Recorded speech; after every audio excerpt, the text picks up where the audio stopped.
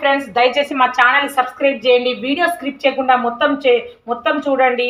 మాకు మంచిగా ఇంట్లోనే వేడిగా పకోడీ చేసుకునేది ఎలా చేసుకోవాలో పకోడీ చెప్తున్నాను. ఇలా ట్రై చేసి చూడండి. చాలా చక్కగా మీరు కూడా ఒకసారి ఇలా ప్రిపేర్ చేసుకొని చూడండి. చాలా బాగా టేస్టీగా ఉంటుంది.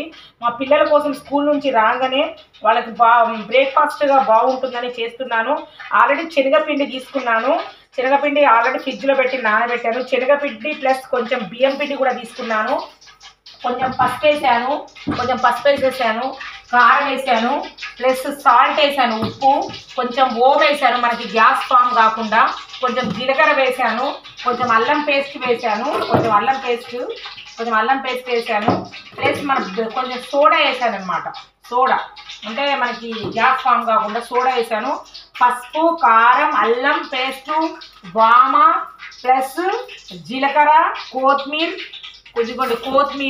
ఇదిగోండి కరేపాకు, పచ్చిమిరపకాయలు, ఉల్లిగడ్డలు ఇవన్నీ వేసుకొని ఫ్రెండ్స్ ఇలా పకోడీ చేస్తున్నాను.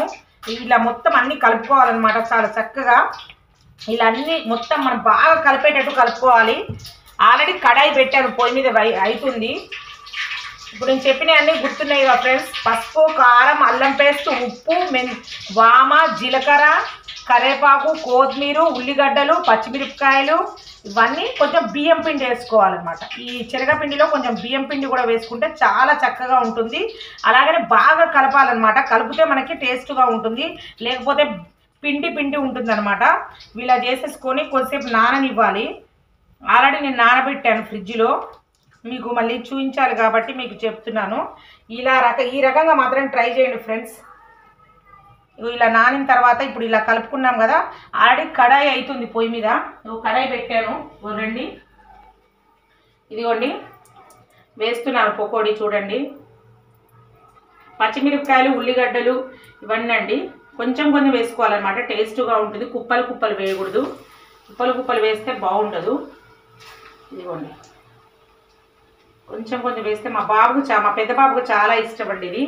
మా పెద్ద బాబు స్కూల్ నుండి వస్తే ఇష్టపడతాడని 10th క్లాస్ మా బాబు ఆల్రెడీ మీరు చూసారు కూడా మా వీడియోస్లలో మా బాబుని. వాడి కోసమని చేస్తున్నాను. వాడు 8:30కి వస్తాడనమాట. ఇలా కొంచెం వేసుకోవాలన్నమాట. కొంచెం ఇట్లా వేసేసుకుంటే చాలా చక్కగా ఉంటుందన్నమాట.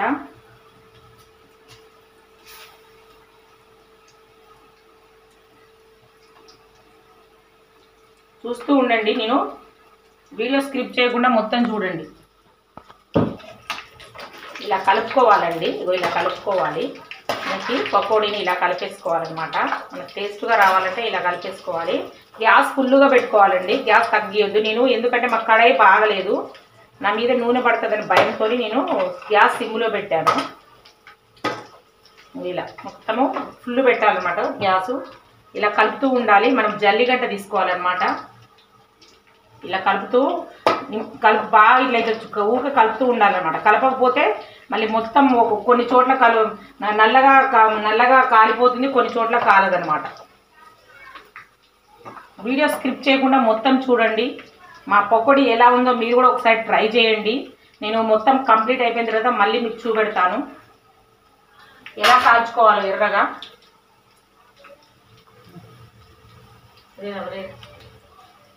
ఓకే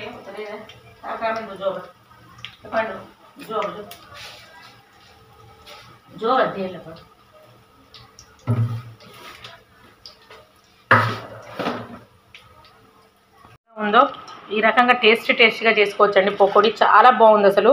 కారం దీంట్లో ఎందుకంటే పచ్చిమిరపకాయలు అవన్నీ వేసారు కదా. కారం ఉల్లిగడ్డలు అసలు ఎంత చక్కగా ఉందంటే అసలు అంత చక్కగా ఉందండి. మీరు కూడా ఒక్కసారి ట్రై చేయండి. ఇలా చేసుకొని ఒక్కసారి ట్రై చేయండి. చూడండి ఎంత చక్కగా ఉందో. పకోడీ తింటా ఉంటే తినబుద్ధి అవుతుందండి. ఇంకా తినబుద్ధి అవుతుంది. మీరు కూడా ఒకసారి ట్రై చేసి చూడండి ఫ్రెండ్స్. చాలా అంటే నేను ఏమేమి వేసానో ఓమా, జీలకర్ర, పసుపు, కారం, ఉప్పు, అల్లం పేస్టు, జీలకర్ర, వామ, తర్వాత ఇవన్నీ కొత్తిమీర, కరేపాకు, ఉల్లిగడ్డలు, పచ్చిమిరపకాయలు ఇలా అన్నీ వేస్తేనే టేస్ట్ ఉంటుంది. ఇలా ట్రై చేయండి. దయచేసి మా ఛానల్ మాత్రం లైక్ చేయండి. స్క్రిప్ట్ చేయకుండా మొత్తం మాత్రం చూడండి.